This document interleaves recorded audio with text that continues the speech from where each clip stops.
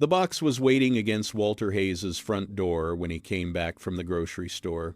Plain brown cardboard with his name printed neatly across the top. He carried the milk inside first, then the eggs. The box stayed on the porch until the August heat had already begun warming one side of it. When Walter finally cut the tape, he found 30 small paper bundles arranged in rows. Each bundle held a broken wooden pencil, sharpened down to a stub, or snapped clean through the middle. Every piece had a name and a graduation year written on its wrapper. On top lay a white card with one sentence. "You gave these to us.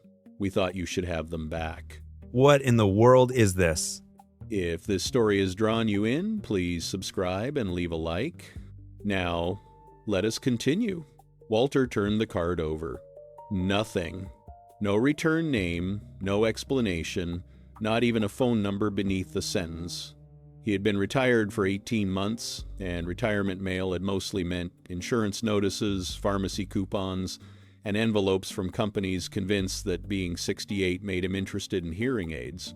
A box of broken pencils did not belong to any category he recognized. Walter lifted the first bundle. The label read, "Lisa Morgan, 2003. He repeated the name once and felt nothing useful come back. The next was Anthony Price, then Keisha Dalton, then a boy named Seth, whose last name Walter could not place at all. Some years overlapped. Others were separated by nearly a decade. Whoever had packed the box had reached across a long stretch of Walter's 32 years at the school. Somebody's got too much time on their hands. He said it loudly enough for the empty kitchen to hear. 6 years after his wife died, Walter still occasionally caught himself explaining things to rooms. He pushed the box toward the far end of the table, beside the grocery bags he had not finished emptying. By 4:30, the milk was cold, the canned soup was stacked in the pantry, and the box had somehow moved back to the center of Walter's kitchen table. He did not remember moving it. Walter opened another wrapper. The pencil inside was yellow beneath years of grime, barely 3 inches long, its eraser hard and dark with age. Near the sharpened end were 2 shallow diagonal scratches in the paint. No. He picked up a second one. 3 scratches. A third had a tiny nick running around the wood just below the paint line. Years ago, before someone in the district decided pocket knives and school property should never appear in the same sentence, Walter had trimmed split wood from damaged pencils with the little knife on his key ring. He would score the wood first so it would not splinter. The marks in his hand were not proof in any official sense, but Walter knew his own work. Someone had kept these things. Not one person. 30.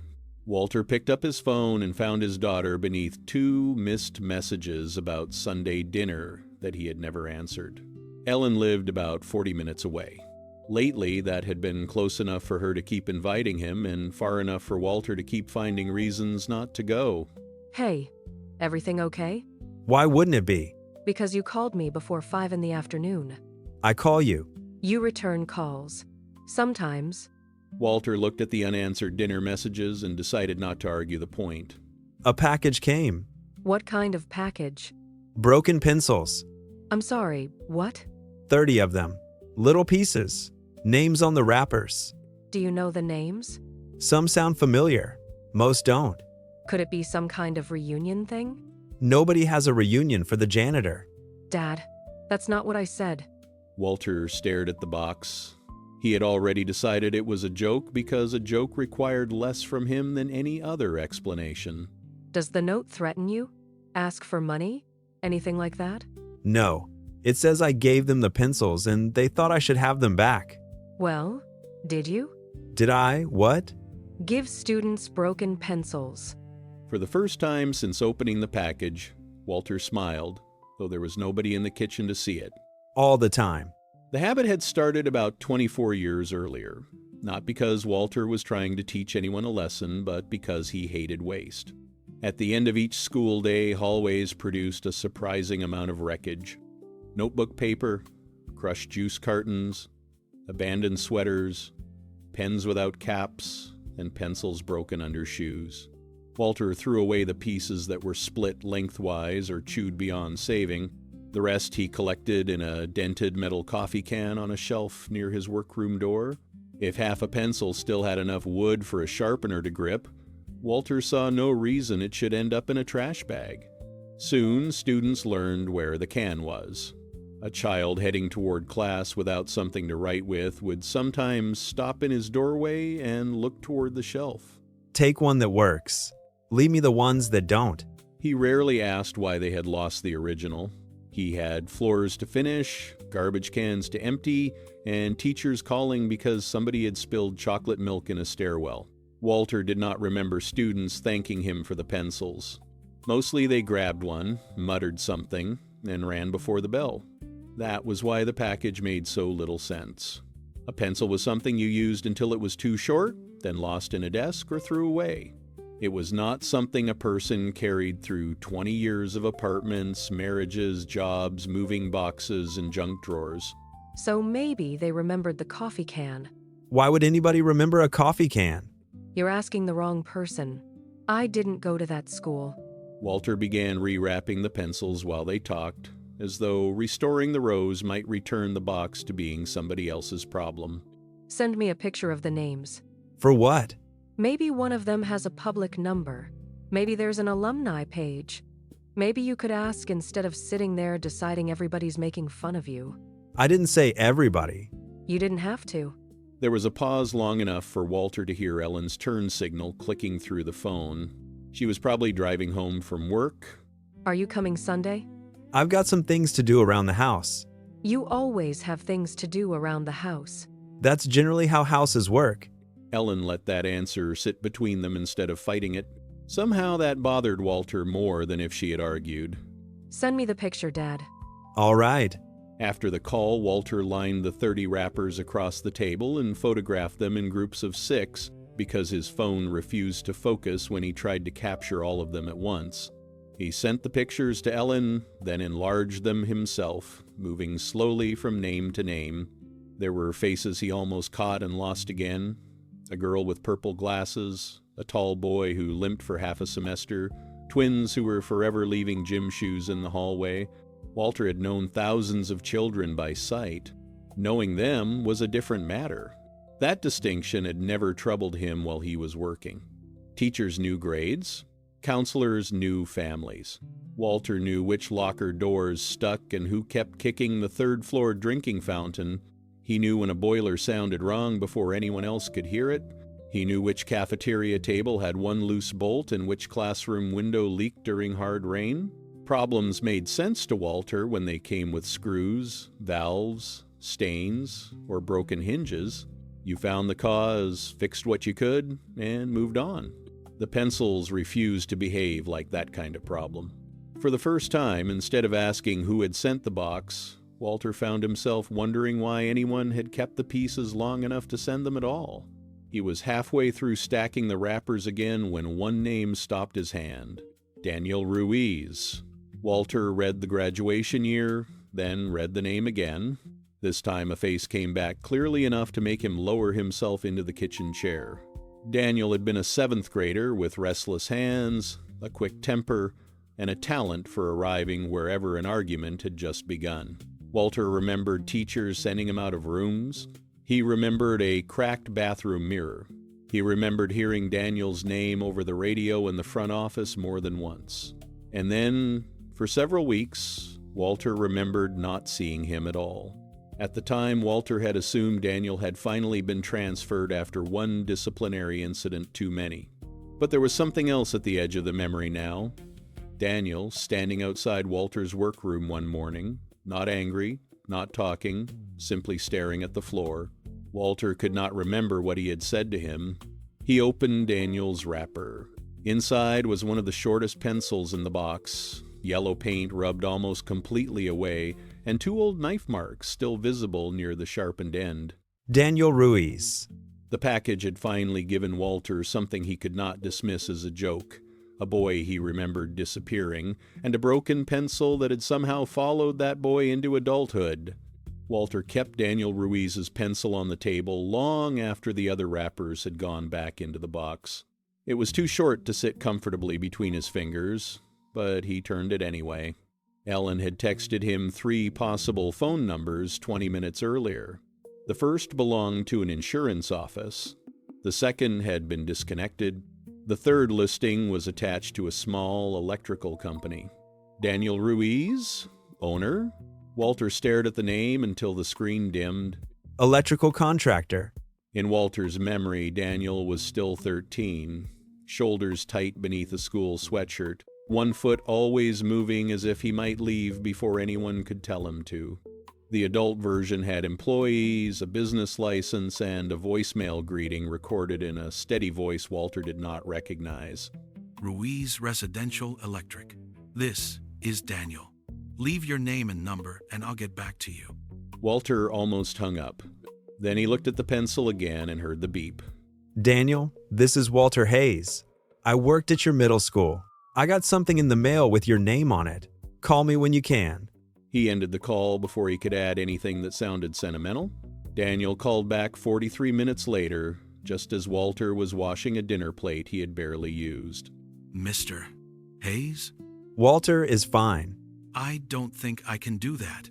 Walter did not know what answer that required, so he dried his hands and went back to the kitchen table. You sent me a pencil. Yeah, I figured you'd call somebody eventually. Why do you still have it? That's a longer answer. I've got time. Daniel was silent for a moment. Walter could hear traffic somewhere behind him and a truck door slam. Do you remember the morning they were talking about sending me out of the school? I remember you had some trouble.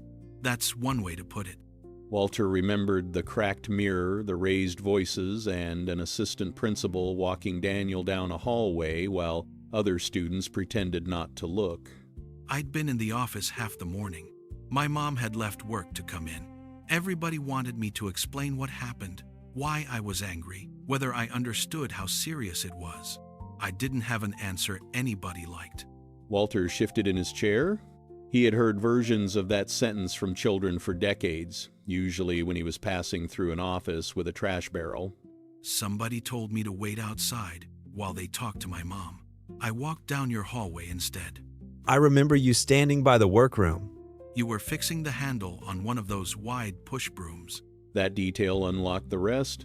Walter could see the broom laid across his workbench, the wooden handle split near the bracket, 2 washers sitting beside a screwdriver. You asked if I was going to stand there or be useful. That sounds like me. You handed me the broom and told me to sweep the hallway while you fixed another one. Then you gave me a pencil because I said mine got broken in the office. That's it? That's what you did. Walter waited. He had expected a forgotten speech, some sentence Daniel remembered better than he did.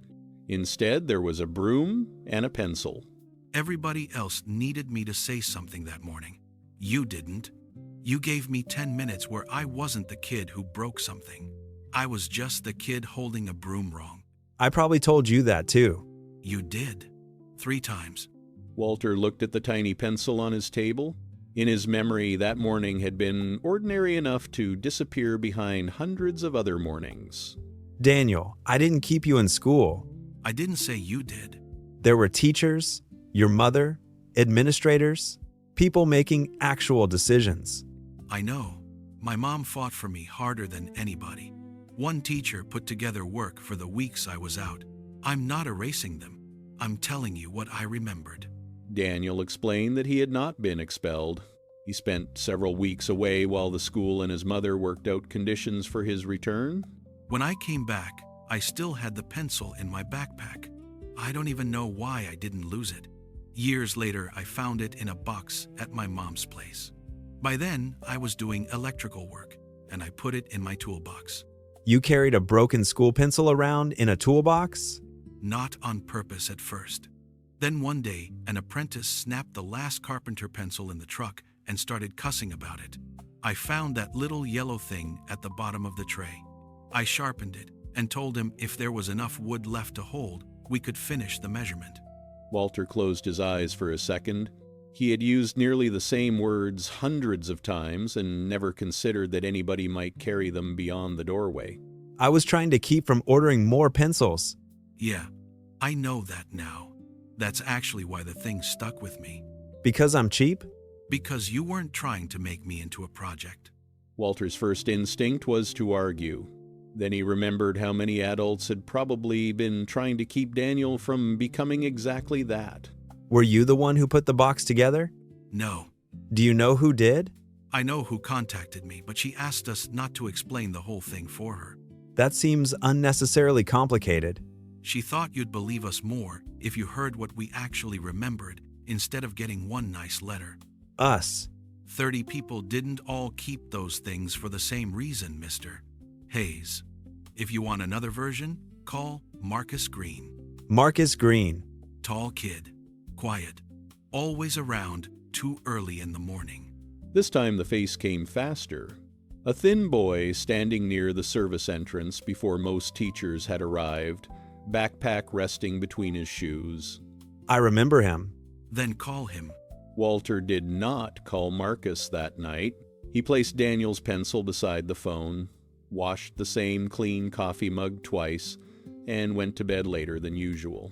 The next morning, before breakfast, he searched Marcus Green's name himself instead of asking Ellen. He found a hospital facilities department listing with Marcus's name beneath a supervisory title. Walter read it twice, then smiled at the coincidence. Facilities. Unlike Daniel, Marcus answered on the second ring. Facilities. Marcus Green. Marcus, this is Walter Hayes. I was wondering when I'd hear from you. Apparently, everybody was. Daniel talked to you? He did. He says I gave him a broom. That sounds right. What do you remember?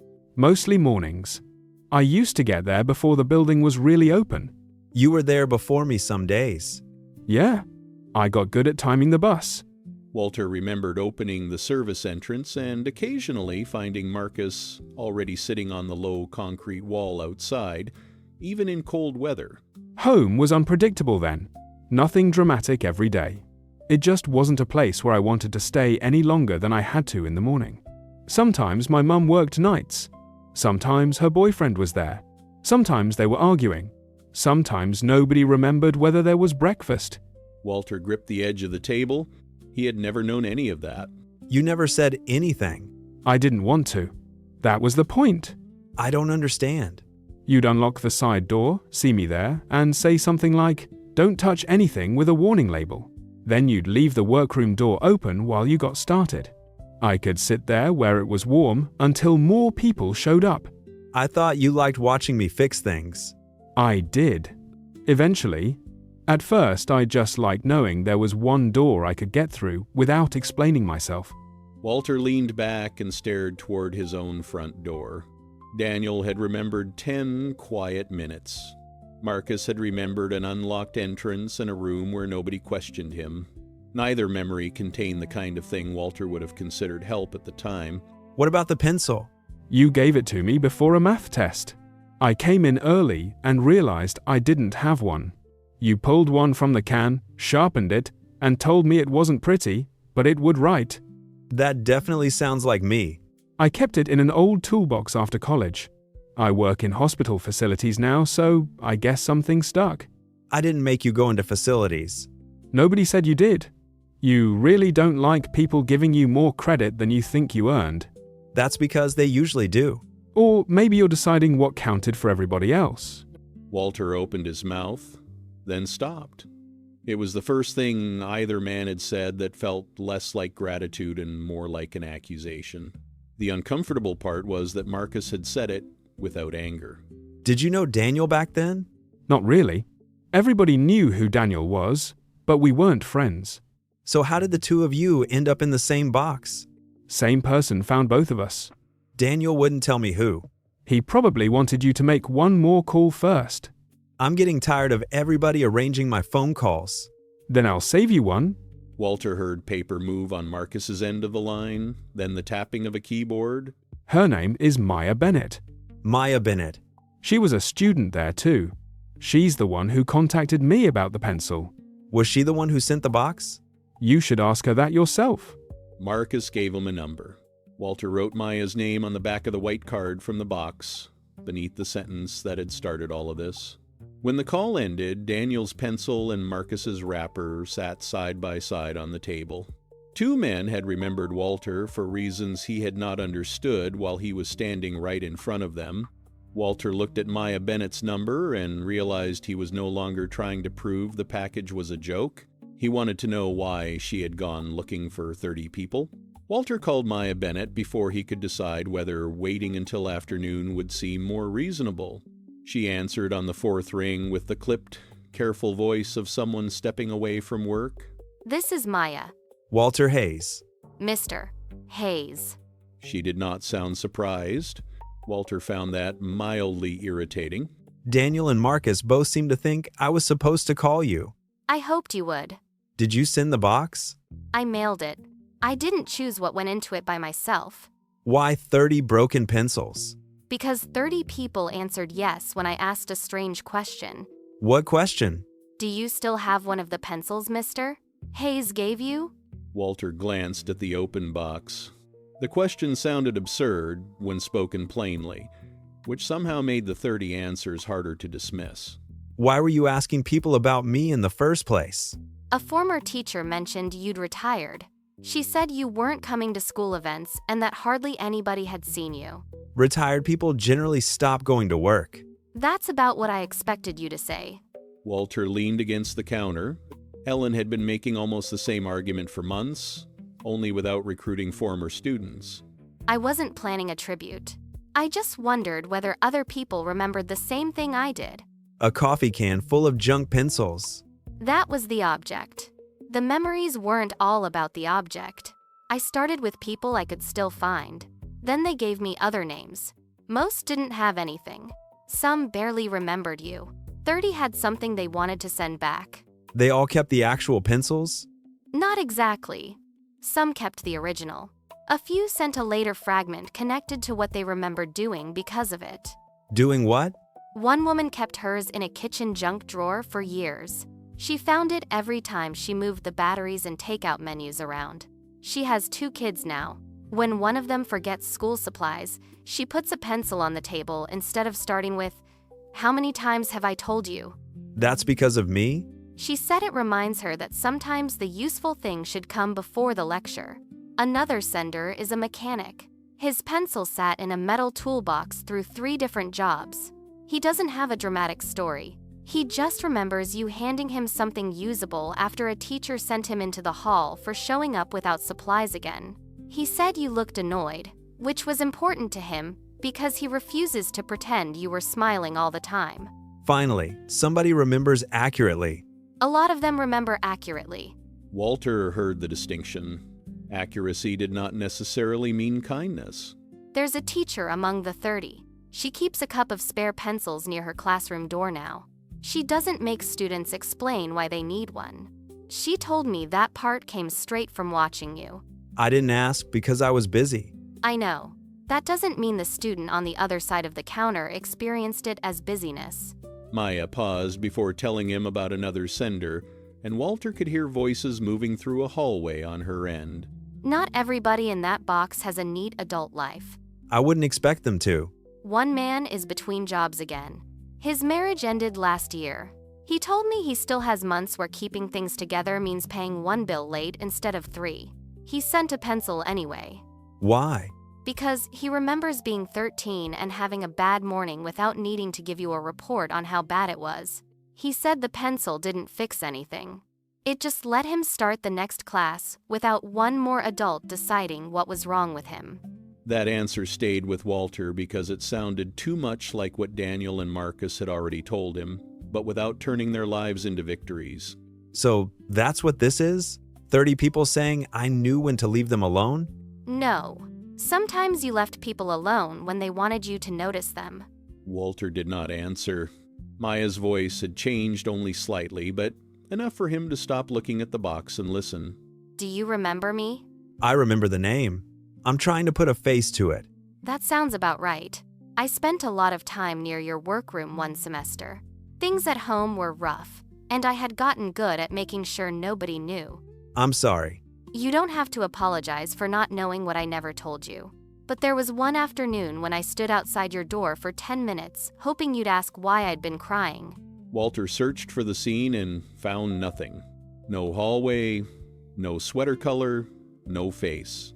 You came out carrying a mop bucket and told me I needed to move because I was blocking the doorway. Jesus. I was furious with you for about 3 years. I don't blame you. I do a little. I was 13.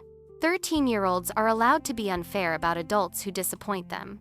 The strange part is, 2 weeks later I forgot a pencil before a test and you handed me one from the can without asking why I looked awful.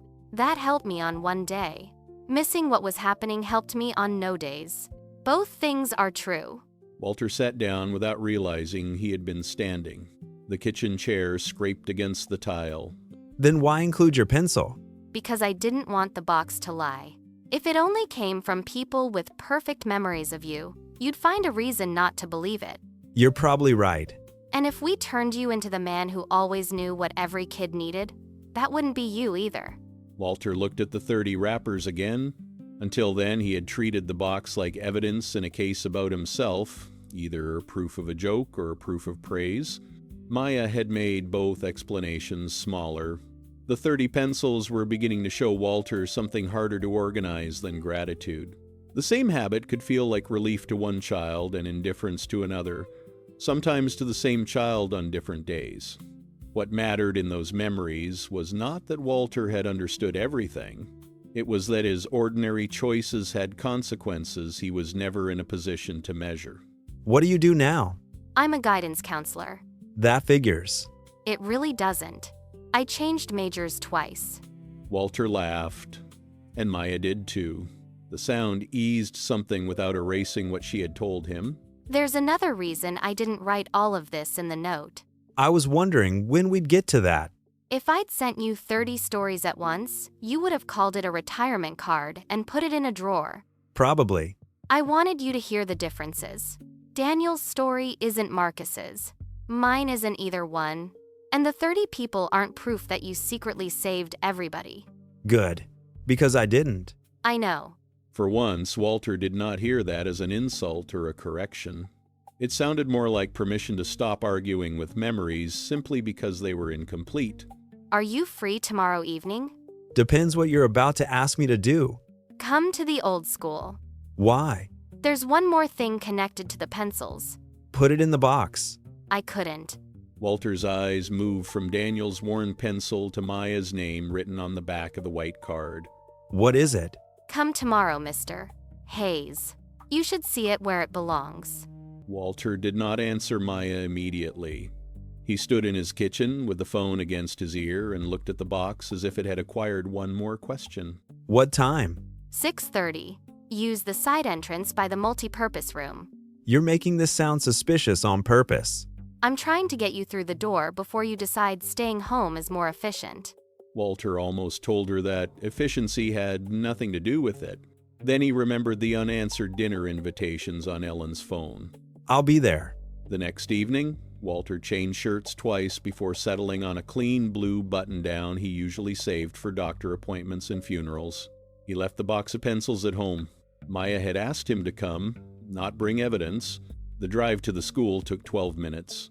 Walter knew because he checked the dashboard clock 3 times and still arrived early. The building looked smaller than it had when he worked there, though the brick walls, service doors, and patched section of roof were exactly where he remembered them. He parked beside the loading area out of habit, then moved his car to the visitor spaces because the loading area was no longer his. Maya was waiting at the side entrance when he reached it. You came. I said I would. I know. I still wasn't certain. Maya opened the door. The hallway lights were dimmed for the evening, and the familiar smell of floor wax reached Walter before anything else. He noticed a scuffed baseboard near the corner and had to stop himself from thinking about which pad would take the mark off. Still doing inspections? Somebody should. Maya led him toward the multipurpose room. Before she opened the door, Walter heard chairs move inside. Maya. It's not an assembly. She opened the door before Walter could ask what counted as an assembly. There were fewer than 20 people in the room, scattered around folding tables instead of arranged in rows. Daniel stood near the back. Marcus was beside him. Several faces meant nothing to Walter at first. Then one smile or tilt of the head pulled an older version of a child into focus. told you the broom story was real. I never said it wasn't. You strongly implied it. Walter started to answer, then saw Ellen standing near a table along the wall. What are you doing here? Maya called me yesterday. Everybody has my daughter's number now? Apparently, I'm easier to reach than you. Before anybody says anything, there's something I want Walter to see. On the nearest table sat an object covered by a folded dish towel. Maya pulled the towel away. The dented metal coffee can was more rusted around the bottom than Walter remembered, but the faded red lettering and crease beneath the rim were unmistakable. Where did you get that? A teacher took it home during a renovation years ago because she thought somebody might want it someday. I thought that thing went in a dumpster. It almost did. Maya set her own returned pencil fragment inside the can. The sound was small, wood against metal. Daniel followed. Then Marcus. One by one, the people in the room added the fragments they had mailed to Maya and received back for the evening. Nobody applauded. Walter was grateful for that. Not everyone could come. Some sent a note. A few recorded something short. Maya played the first recording from her phone through a small speaker on the table. One former student said she remembered taking a pencil without asking on the morning her family was moving out of their apartment. She had expected Walter to stop her, and he simply pointed toward the sharpener. Another said he did not remember any conversation at all. What he remembered was that the coffee can was always in the same place when other things in his life were not. A handwritten note from the mechanic Maya had mentioned was shorter. He had written that Walter looked irritated most mornings and that this made the memory easier to trust. I like that one. We figured you would. The room loosened, people spoke in pairs instead of taking turns, and the evening began to feel less like a presentation than a group of adults comparing unreliable memories. One remembered Walter swearing at a jammed floor machine. Another remembered him confiscating a basketball from a hallway and forgetting to give it back for 3 days. That ball was hitting the ceiling tiles. See? Accurate memories. Later, one man thanked Walter for letting him wait in the workroom after a fight at home. Walter could not remember doing it. I'm sorry. I don't remember that day. You don't have to remember it for me to remember it. Walter looked down at the can. The answer relieved him and unsettled him at the same time. A few minutes later, someone called Walter a lifesaver from across the table. Careful. He helped some of us in ways he didn't understand. He also missed things.